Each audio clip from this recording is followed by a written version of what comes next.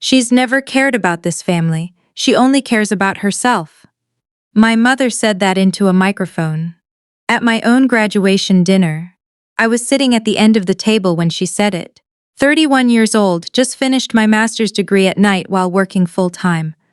And my mother was standing in front of 47 people. Our family, my aunt's friends, people from her church, reading from a piece of paper she had clearly prepared in advance. I didn't move, I didn't cry. I just looked down at the tablecloth and thought, she practiced this. Let me back up. My name isn't important right now. What's important is that for the past 6 years, I have been the person this family called when something went wrong. When my parents' roof started leaking in January, I drove 3 hours in the snow and paid the contractor in cash.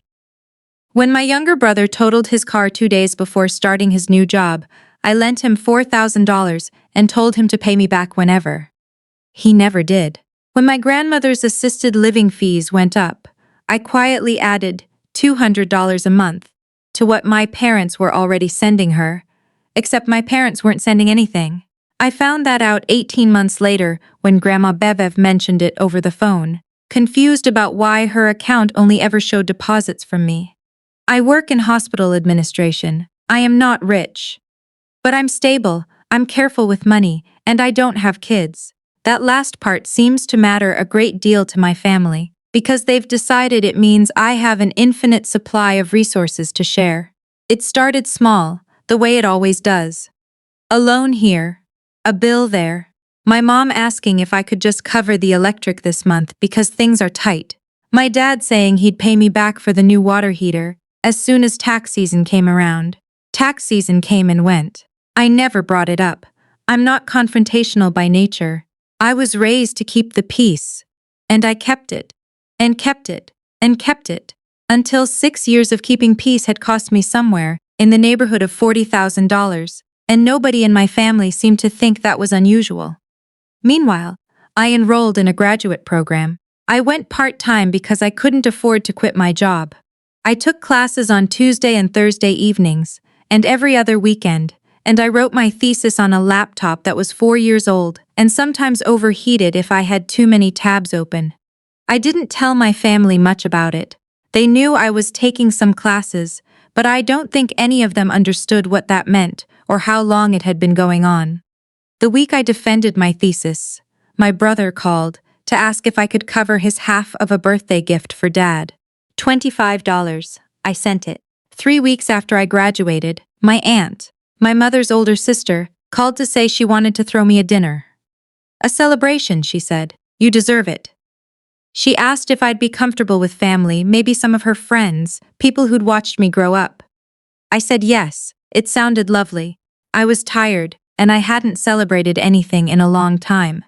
And the idea of sitting at a table with people who cared about me felt like exactly what I needed. I should have known something was off when my mother started asking very specific questions about where I was planning to sit. The dinner was at my aunt's house, a big Victorian in the older part of town, with a dining room that could actually seat that many people if you borrowed chairs from the living room, which they had. There were flowers on the table. Someone had printed a little sign that said congratulations. There was a cake on the kitchen counter with my name on it. For about 20 minutes, it felt real. Then my aunt disappeared into the kitchen for a long time, and my mother stood up. She was holding a piece of paper, and the paper was shaking slightly in her hands, but her voice was not shaking at all when she said, I think before we eat, we should take a moment to talk about some things that have been on this family's mind for a while. I looked at my brother. He was looking at the table. My dad cleared his throat. Your mother just wants to say a few things. My mother said a lot of things. She said I had become distant. She said I had prioritized my degree over my family relationships. She said I missed my cousin's baby shower. I did, because I had an exam the next morning and I live 4 hours away, and that this was evidence of a pattern. She said I had a habit of making everyone feel like an afterthought. She said I was selfish with my time. She did not mention the money, not once. Not a single reference to $40,000, or the roof, or the car, or the assisted living bills. I had been paying a loan for a year and a half. Then she passed the paper to my dad, and he read from a list. The list went back to when I was 17. There was an incident at Thanksgiving in 2011 that I barely remember. Something about me not helping clear the table. There was a note about a Christmas when I gave my grandmother a gift card instead of something handmade.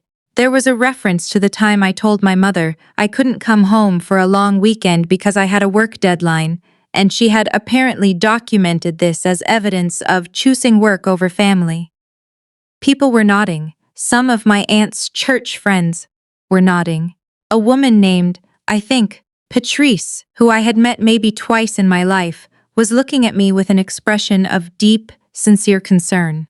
My brother didn't read from anything. He just sat there. But he didn't say a single word in my defense, either. I sat through all of it. I am not sure how long it lasted. It felt like an hour.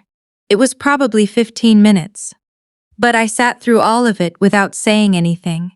Because I had learned a very long time ago that interrupting my mother in front of an audience only made things worse.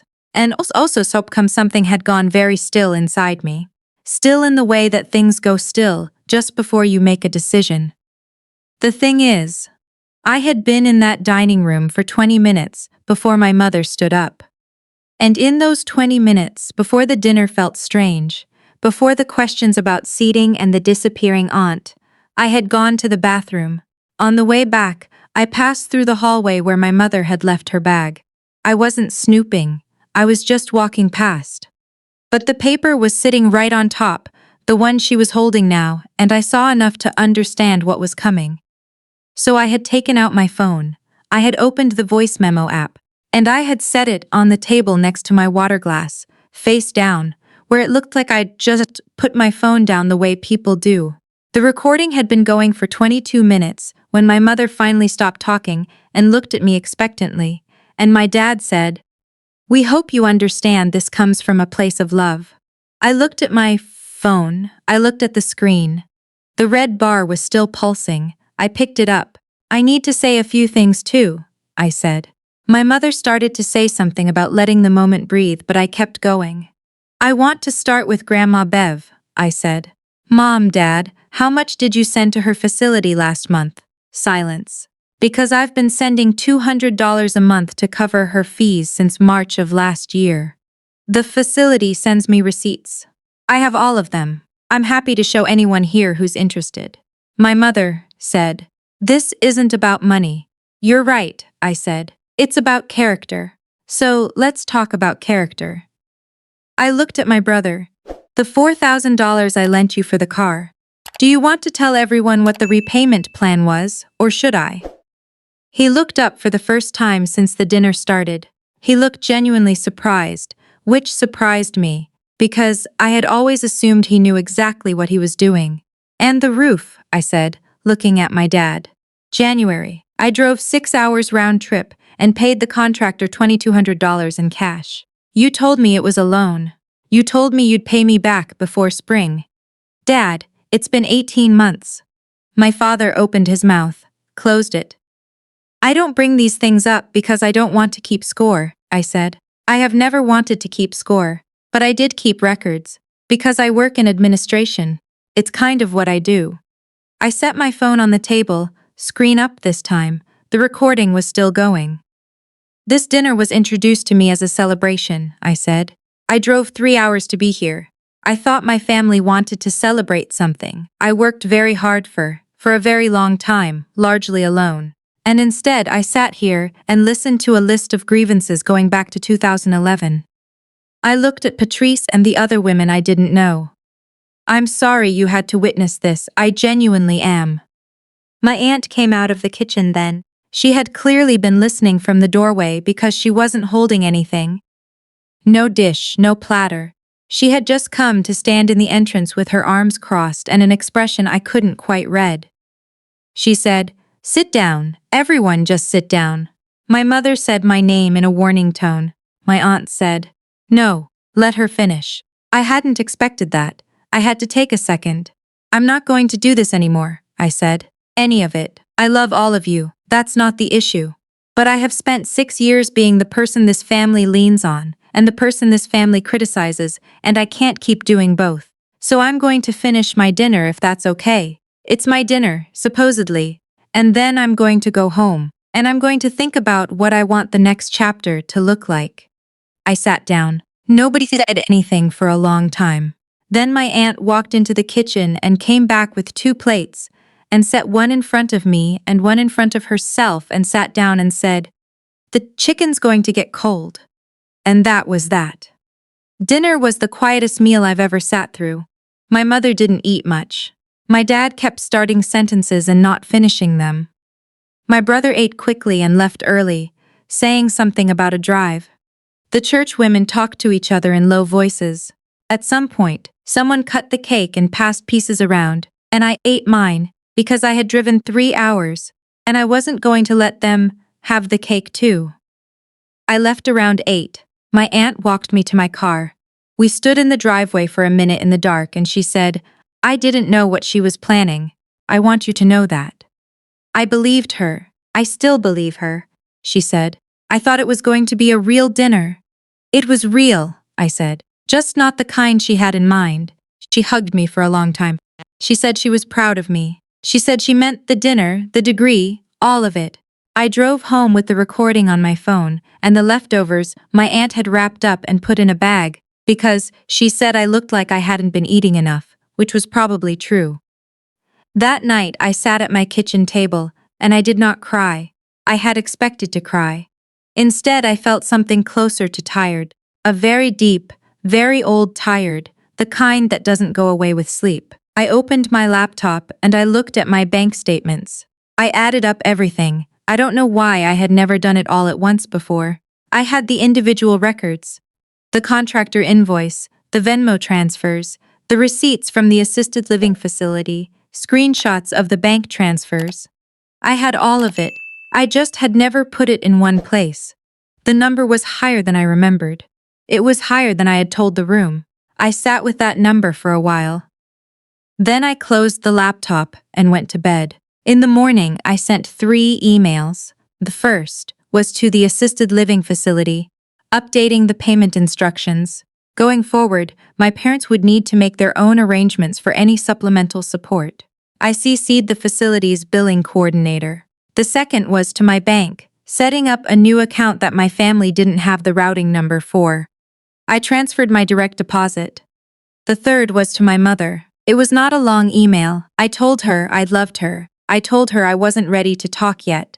I told her I needed some time and that I hoped she understood, and that I would reach out when I was ready. She called 4 times that day. I let all 4 calls go to voicemail.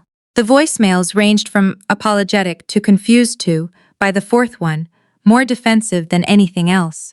The 4th one said something about how I had embarrassed the family in front of guests. I saved all 4 voicemails. My brother texted me the next morning. The text said, "I didn't know Mom was going to do that. I just want you to know. I read it twice." I typed and deleted 3 responses. Then I put my phone down and went to make coffee. I haven't responded yet. I'm still not sure what I want to say. My dad called once. 2 days later, he didn't leave a voicemail. That silence told me more than a voicemail would have. It's been almost 3 months now. My aunt and I have had dinner twice. Real dinner, just the 2 of us, at a restaurant she likes downtown. She talks about her garden and asks about my job, and occasionally, carefully, mentions that my mother is struggling. I listen. I don't ask questions that would pull me back in before I'm ready. My grandmother called me last week. She's 83 and still sharp, and she said, "I heard something happened. I don't want to pry. I just want you to know I'm glad you're getting a little rest." I started crying then, a little. The kind of crying that isn't about sadness exactly, just about finally being seen by someone in the right moment. She said, "You've been carrying a lot for a long time, sweetheart." I said, "Yeah, Grandma, I have." She said, "Well, you can put some of it down now." I think about that a lot. Putting it down. What that actually means. And what it costs. And whether the people you love can still love you back once you stop being the person who absorbs everything. I don't have the answer yet. I'm not sure I'm supposed to this soon. What I know is this. I worked for 6 years on something that mattered to me. I did it quietly, at night, on weekends, on a laptop that overheated. I didn't ask anyone to notice. But when I finally had the chance to be celebrated, the people who were supposed to know me best turned it into a trial, and I sat there, and then I didn't. I turned 32 last month. I spent it at home. My aunt sent flowers. My grandmother sent a card with a $20 bill inside, which she has done every birthday since I was 8, and I keep the bills in an envelope in my desk drawer because I will never spend them. I made dinner for myself. A real dinner, not takeout, not cereal, the kind that takes an hour and fills the apartment with the smell of something warm. I lit a candle. I put on music. I sat down at my own table in my own apartment, and I ate, and it was quiet, and for the first time in a very long time, the quiet felt like mine.